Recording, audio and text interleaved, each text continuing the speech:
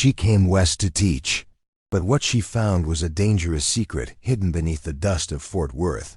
When trust, survival, and forbidden encounters collide, one decision will change everything. Thank you so much for watching and for all your comments. Let me know at the end if you liked the story and where you're watching from and why you're following this. The Texas sun beat down mercilessly as Elizabeth Harlow stepped off the stagecoach in Fort Worth. The year was 1875, and the West was still wild, untamed, and dangerous, especially for a woman traveling alone. Elizabeth adjusted her bonnet, squinting against the harsh light.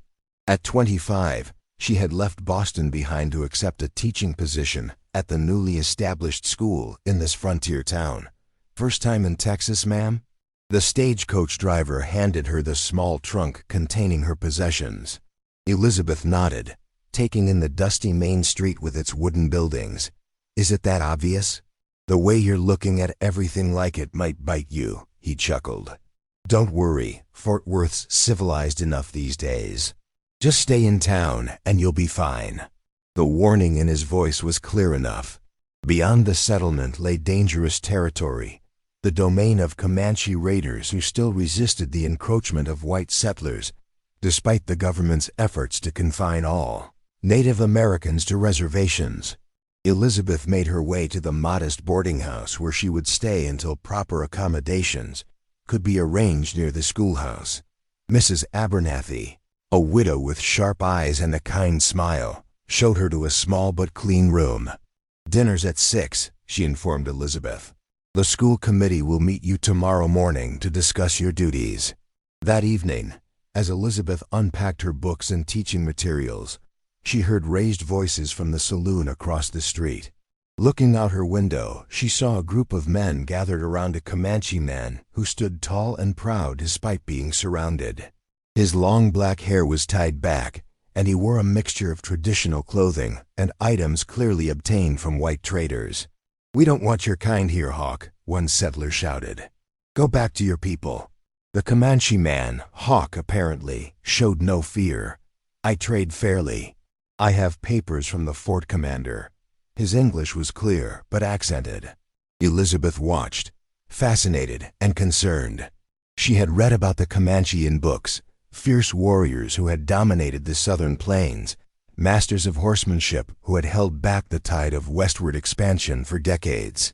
Yet this man stood alone in a hostile town, conducting business with a dignity that impressed her. The confrontation dispersed without violence, though the tension remained palpable. As the Comanche man mounted his horse to leave town, his gaze suddenly lifted to her window. Their eyes met briefly across the distance. Elizabeth stepped back, embarrassed to be caught staring, but not before noting the intelligence and pride in those dark eyes. The next morning, Elizabeth met with the town school committee, 3 stern-faced men who made it clear they had reservations about a young, unmarried woman from the East teaching their children. "Our last teacher left after 3 months," explained Mr. Peterson, the committee chairman. "Claimed the conditions were too harsh." "I assure you, gentlemen, I'm not easily deterred," Elizabeth replied firmly. "I believe education is vital, especially on the frontier." "Well, you'll have your chance to prove it," said another committee member. "School starts Monday." 28 students, ages 6 to 16. As the meeting concluded, Elizabeth heard whispers about Comanche raids on outlying farms. The settlers' fear and hatred were palpable, and she wondered about the man she had seen the previous evening, Hawk. He had seemed different from the savages described in penny dreadfuls and sensationalist newspapers. Later that week, as Elizabeth was returning from the general store with supplies for her classroom, she encountered Hawk again. He was trading with the blacksmith, exchanging finely tanned hides for metal tools. The other townspeople gave him a wide berth, their suspicion evident. When their paths crossed, Elizabeth nodded politely. "Good afternoon." Surprise flickered across his features before he returned the greeting with a slight nod. "Teacher," he said, indicating her bundle of books and slates. "Yes, how did you know?" A ghost of a smile touched his lips. Eyes that want to understand, not just fear. Before she could respond, a gruff voice interrupted. Miss Harlow, step away from that savage. Sheriff Dawson approached, hand resting on his pistol. We were merely exchanging greetings, Sheriff, Elizabeth said, disliking the man's tone. These Comanche can't be trusted, miss. This one may act civilized, but his people are raiders and killers. Hawk's expression remained impassive, but Elizabeth noticed his knuckles whitening as he gripped the reins of his horse. I'm called Two Hawks, he said to Elizabeth, deliberately ignoring the sheriff. Not savage. With that, he mounted his horse and rode out of town, his straight back betraying no emotion. That night, as Elizabeth prepared her lessons, she couldn't forget the encounter. Two Hawks seemed to move between two worlds, not fully accepted by either.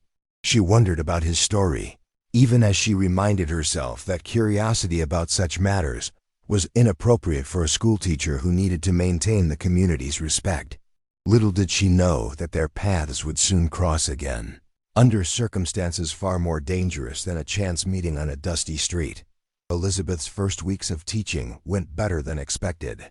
Despite initial wariness, the town's children proved eager to learn, and most parents recognized the value of education, even if they remained uncertain about their Eastern teacher. One afternoon, as the October wind scattered golden leaves across the schoolyard, Elizabeth dismissed her students early. A supply wagon was arriving from Dallas, bringing books and materials she had requested. As the children scattered homeward, 13-year-old Sarah Wilson lingered behind. Miss Harlow, is it true what they say about the Comanche? She asked, her eyes wide with curiosity. What do they say, Sarah? That they steal children and turn them into Indians. My paya says you'd never go beyond the creek alone because they might take me. Elizabeth considered her response carefully. The relationship between settlers and the Comanche is complicated, Sarah. There have been terrible acts committed on both sides. But it's important to remember that people are individuals, not just members of a group. Sarah nodded thoughtfully. Like that Comanche who comes to trade sometimes. Two Hawks? My maya says he's different, says he was educated at a mission school. This information intrigued Elizabeth. It explained his good English and perhaps his ability to navigate between cultures. Before she could respond, Sarah's father arrived to escort her home, ending the conversation with a curt nod to Elizabeth. The following Saturday, Elizabeth decided to explore the countryside surrounding Fort Worth. The autumn weather was perfect for riding, and she borrowed a gentle mare from the livery stable. Mrs. Abernathy had warned against venturing too far alone, but Elizabeth had grown restless within the confines of the small town. She promised herself she would stay within sight of the settlement. The landscape captivated her, rolling prairies stretching toward distant hills, the grass golden under the autumn sun. Lost in the beauty of her surroundings, Elizabeth rode farther than intended. When she finally looked back, Fort Worth was a distant cluster of buildings.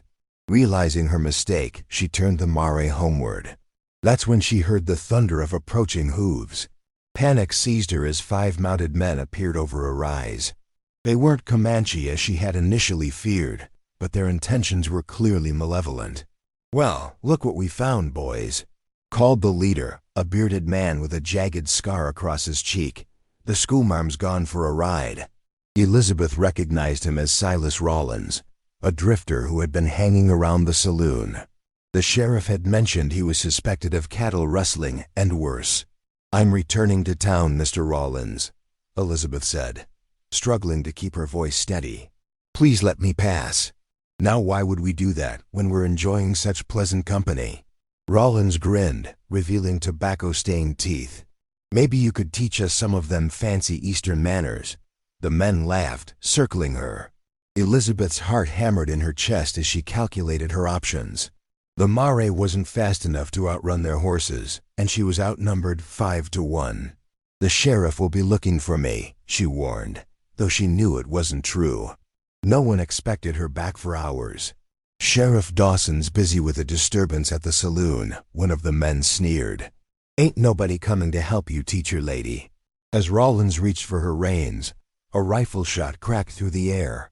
The men wheeled around as a lone rider approached at a gallop. Two Hawks, Rollins spat. This ain't your business, Indian. Two Hawks leveled his rifle. The teacher goes free.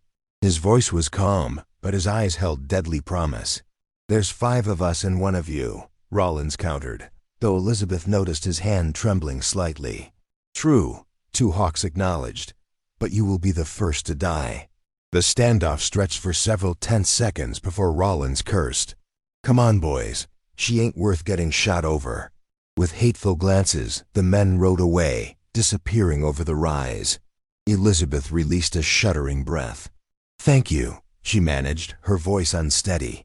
Two Hawks nodded, lowering his rifle. You rode too far from town. Not safe. I realize that now, Elizabeth admitted. I'm grateful for your intervention. He studied her for a moment. I will escort you back. As they rode side by side, Elizabeth's curiosity overcame her shock. Sarah Wilson mentioned you were educated at a mission school. A shadow crossed his face. Yes, 7 years. They tried to erase Comanche from me. Did they succeed? She asked softly. His gaze met hers. I learned their language, their writing. But I remained Numanu, Comanche. I returned to my people when I could. Yet you trade with the settlers. Times change. The buffalo are nearly gone. My people starve on the reservation. His voice held restrained bitterness. I find ways to survive between worlds. Elizabeth felt a profound respect for this man who navigated such difficult circumstances with dignity. It can't be easy, being trusted by neither side fully. It is the path I walk, he said simply. Then, changing the subject, you teach the children. This is good work. I believe education opens doors, Elizabeth replied, though I'm still learning about life here. Books didn't prepare me for ... double quote. She gestured at the vast landscape. A rare smile touched his lips. Some things cannot be learned from books, teacher. As they neared Fort Worth, Two Hawks reined in his horse. I cannot go further. The town men are angry with drink today. Elizabeth nodded, understanding. Thank you again. I owe you my safety. Be careful, Elizabeth Harlow, he said, using her name for the first time. Rollins and his men will not forget. As Two Hawks rode away, Elizabeth wondered at the strange turn of events. She had come west to teach children, not to be rescued by a Comanche warrior or threatened by white outlaws. The frontier was revealing itself to be far more complex than she had imagined. What she didn't know was that her encounter with Two Hawks had been observed from a distance, and that both their lives were about to become dangerously entangled. Word of Elizabeth's rescue spread through Fort Worth like wildfire. By Monday morning, versions of the story had grown increasingly distorted. Some claimed she had deliberately sought out Two Hawks.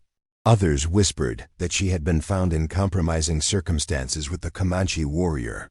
As Elizabeth walked to the schoolhouse, she felt the weight of suspicious glances. Parents who had previously been cordial now kept their distance. When she arrived, Mr. Peterson was waiting, his expression grim. Miss Harlow, the school committee requires an explanation, he stated without preamble. Your association with that Indian has raised serious concerns. Elizabeth straightened her spine. Mr. Peterson, I was accosted by Silas Rollins and his men while riding. Two Hawks intervened and likely saved me from a terrible fate. He then escorted me to the edge of town for my safety. That is the entirety of what happened. Peterson's frown deepened. Nevertheless, appearances matter, Miss Harlow. We hired you to be an example to our children. Fraternizing with Indians, especially Comanche, sends the wrong message. Would you prefer I had been left to Rollins's mercy? Elizabeth asked sharply. Of course not, Peterson backtracked. But in the future, you would be wise to restrict your activities to town. And should you encounter that Comanche again, maintain a proper distance. The committee will be watching, Miss Harlow. The warning was clear. Elizabeth swallowed her anger and nodded, knowing that defending Two Hawks further would only strengthen suspicions against her. As the children filed in for lessons, she noticed several empty seats, students whose parents had apparently decided to keep them home. The day passed tensely. Even Sarah Wilson, usually eager to participate, remained quiet, though Elizabeth caught her curious glances. When school dismissed, Sarah approached her desk. "Miss Harlow, my pa says 2 Hawks saved you from bad men." Elizabeth nodded cautiously. "Yes, he did." "Then why are people saying mean things about you?" The girl's innocent confusion cut straight to the heart of the matter. "Sometimes, Sarah, people fear what they don't understand. And fear can make them unkind." Sarah considered this. "Is 2 Hawks bad? My uncle says all Comanche are bad." "I believe there are good and bad people in every group," Elizabeth replied carefully. 2 Hawks showed courage and honor. "Those are good qualities, wouldn't you agree?" Sarah nodded slowly. "I think so too, but I'm not supposed to say it." With that childish wisdom, she gathered her books and left. The following weeks brought a gradual thawing as the town's initial reaction subsided. Most students returned, though Elizabeth felt she remained on probation in the community's eyes. She was careful to stay within town limits, even as she chafed at the restriction. November brought colder weather and news of Comanche movements to the north. The army had increased patrols, and tension rose among the settlers.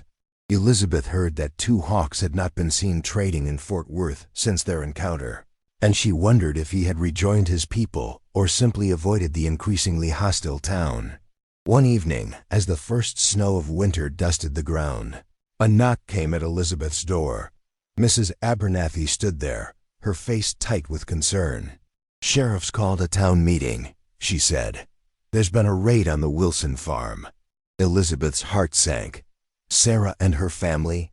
"Mr. Wilson was wounded. Their barn burned." "Sarah's fine, physically at least, but she's not speaking. They're saying it was Comanche." At the meeting in the town church, Sheriff Dawson stood grim-faced before the assembled citizens. The raiders took livestock and supplies. Wilson identified at least one of them as that Comanche who's been trading here, 2 Hawks. A murmur ran through the crowd. Elizabeth felt sick. Could she have misjudged him so completely? "We're forming a posse," the sheriff continued. "Any man willing to ride, we leave at first light." "What about the army?" Someone called out. "I've sent word to the fort, but they're stretched thin. This is our fight." As the meeting dispersed, Elizabeth approached the sheriff. "May I see Sarah?" Perhaps she would talk to me. Dawson eyed her suspiciously but nodded. "The Wilsons are staying with Reverend Clark. Don't upset the child further." Elizabeth found Sarah curled in a chair in the Reverend's parlor, her eyes vacant. Mrs. Wilson sat nearby, her face drawn with exhaustion. "Sarah?" Elizabeth knelt beside her student. "I'm so sorry about what happened." The girl's eyes flickered to her teacher, then away. "Sometimes talking helps," Elizabeth said gently. "Could you tell me what you saw?"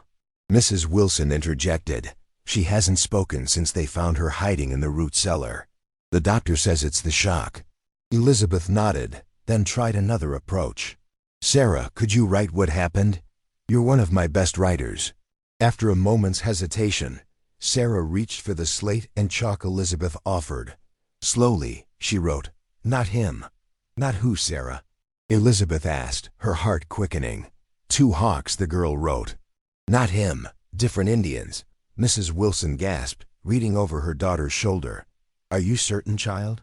Sarah nodded emphatically, then wrote, "Saw from cellar. Mansag make Ida look like Hawks people." Elizabeth felt a chill. "Sarah, did you recognize any of the men?" The girl's hand trembled as she wrote a final word, "Rollins."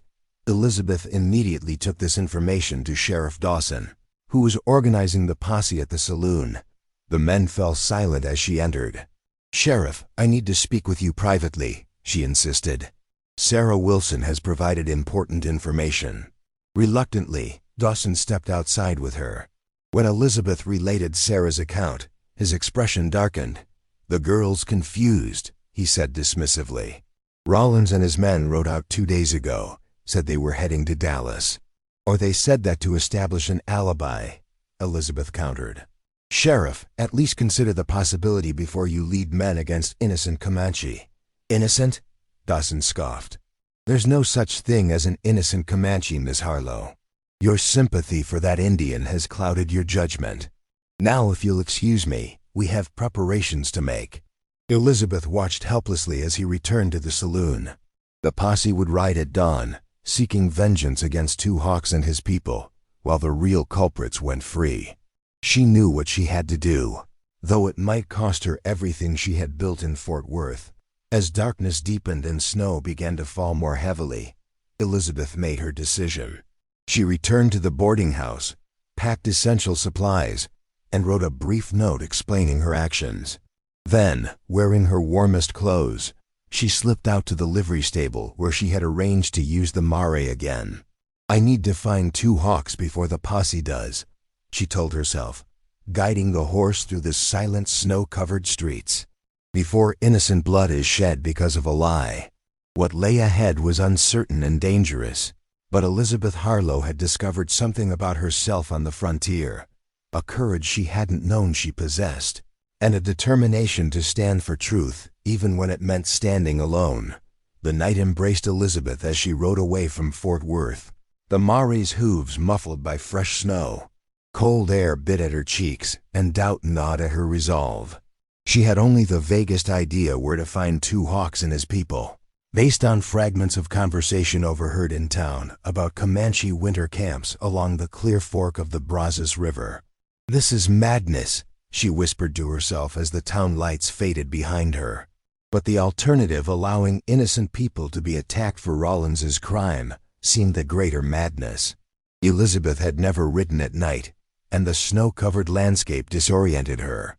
She focused on keeping the North Star to her right, knowing the river lay westward.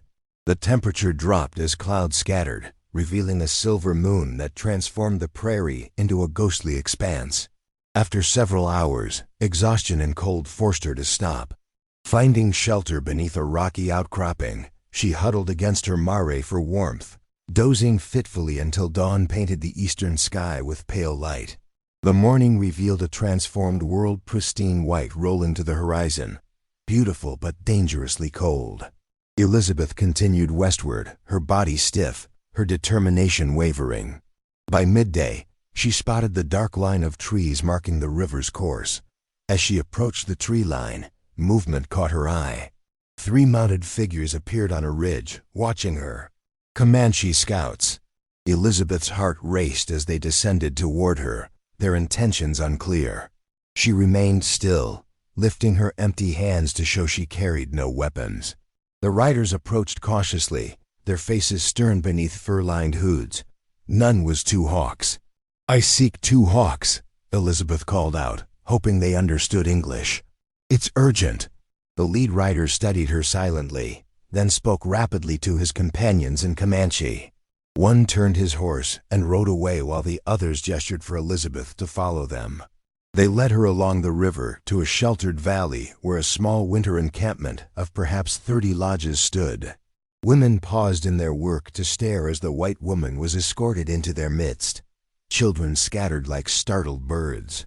Outside the largest tipi, an elderly man waited, his face deeply lined, his eyes sharp with wisdom and wariness. Beside him stood Two Hawks, his expression shifting from disbelief to concern as he recognized Elizabeth.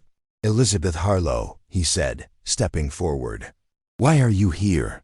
It's dangerous." "There's no time," she replied, her voice urgent. "The Wilson farm was raided. They're blaming you and your people, but it was Rawlins and his men disguising themselves as Comanche.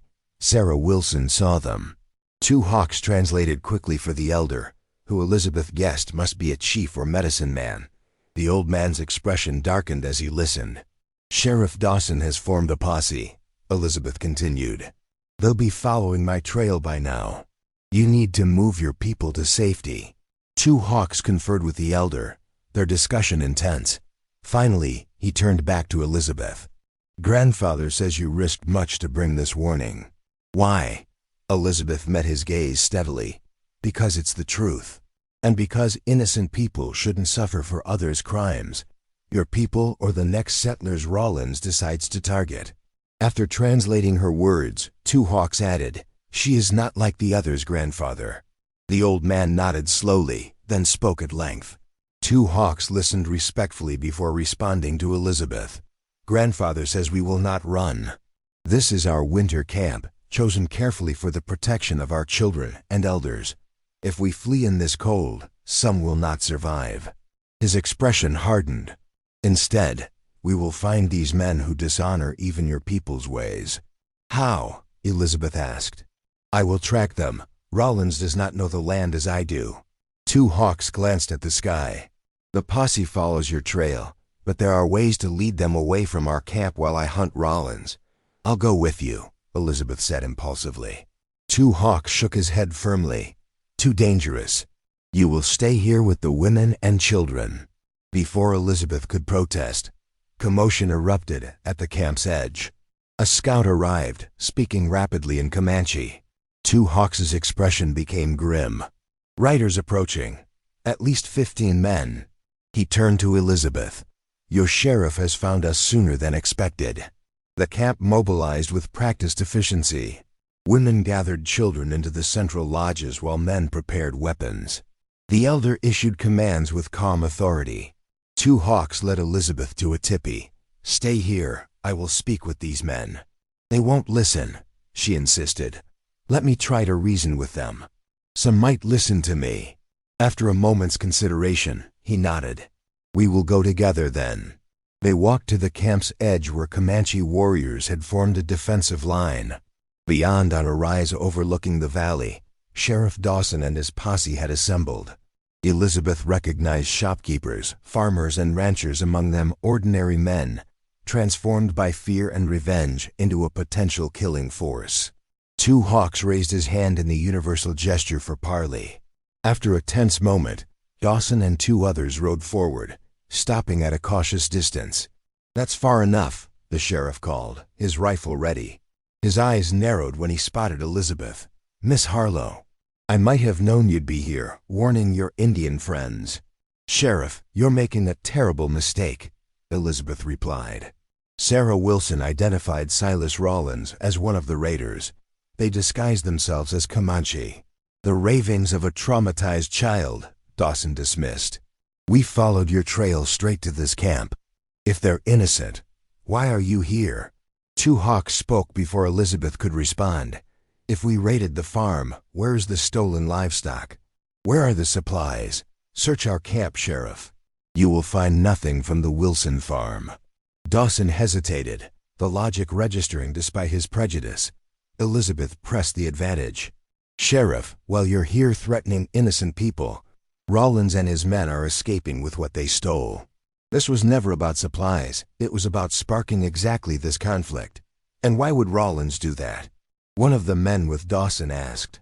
"Because two Hawks witnessed him threatening me weeks ago," Elizabeth explained. "Rollins knows he could identify him to you as the outlaw he is. What better way to eliminate that threat than to have you do his killing for him?" Uncertainty rippled through the posse. Dawson shifted uncomfortably in his saddle. "There's a way to prove the truth," Two Hawks said. "I can track the real raiders. If they are my people, I will deliver them to you myself. If they are Rollins and his men, you will see justice done to them. And we're supposed to just take your word?" Dawson scoffed. "No," Two Hawks replied. "Send 3 of your best men with me. The snow holds tracks well." After tense negotiation, a compromise was reached. Dawson and 3 others would accompany Two Hawks to follow the raiders' trail, while the rest of the posse remained at a distance from the Comanche camp. Elizabeth insisted on going with them, despite objections from both sides. They rode north, Two Hawks reading signs in the snow that were invisible to the others. By late afternoon, they discovered tracks leading to an abandoned line shack in a wooded draw. The stolen cattle were penned in a crude corral behind it. 5 men inside, Two Hawks whispered, studying faint smoke from the chimney. "This is where they plan to wait out the fighting between your posse and my people." Dawson's face darkened with fury as he recognized the truth. With careful planning, they surrounded the shack. When Dawson called for surrender, gunfire erupted from within. The ensuing shootout was brief but violent. 2 of Rollins's men died in the exchange. The others, including Rollins himself, were wounded and captured. As they bound the prisoners' wounds, Rollins glared at Two Hawks and Elizabeth. "Should have finished you both when I had the chance. Why target the Wilson farm? Dawson demanded. Why frame the Comanche? Rollins spat blood. Settlements make poor pickings these days. Army patrols, telegraph lines. But start an Indian war? While everyone's fighting, a man can help himself to whatever's left unguarded. The ride back was solemn. Dawson, humbled by how close he'd come to leading an attack on innocent people, kept largely to himself. When they reached the Comanche camp, he formally apologized to the elder through Two Hawks' translation. Your people and mine have shed enough blood, the sheriff acknowledged. I was wrong today, and I'm grateful for the truth. As the posse prepared to return to Fort Worth with their prisoners, Elizabeth found herself facing a choice she hadn't anticipated. Will you return with us, Miss Harlow? Dawson asked. The school board will want to hear how you helped prevent bloodshed. Elizabeth looked at Two Hawks, standing proud among his people. In just days, her understanding of her place in this frontier world had transformed. The children need their teacher, she said finally. But I hope Fort Worth has learned something about judging too quickly, whether it's a schoolteacher who doesn't fit their expectations or a Comanche man trying to build bridges between worlds. Before departing, she sought out Two Hawks to say goodbye. You have a brave heart, Elizabeth Harlow, he told her. Few of your people would have ridden alone into the night to save mine. I did what was right, she replied simply. Will you continue trading in Fort Worth? Yes. After this, perhaps with less suspicion. A rare smile touched his lips. And you will continue teaching? Elizabeth nodded. There's much to learn on both sides. Perhaps that's the beginning of understanding. I'm not a native woman, she added softly, thinking of the vast differences in their worlds. Two Hawks regarded her thoughtfully. I never asked you to be, he replied. Only to see with clear eyes and speak with an honest tongue. These things you have done. As Elizabeth rode back toward Fort Worth with the posse, she knew the frontier had changed her irrevocably. The neat categories of civilization and savagery, of us and them, had blurred into something more complex and true. In this harsh, beautiful land, she had discovered not only courage but clarity, and perhaps the first fragile threads of a bridge between worlds that had too long been divided.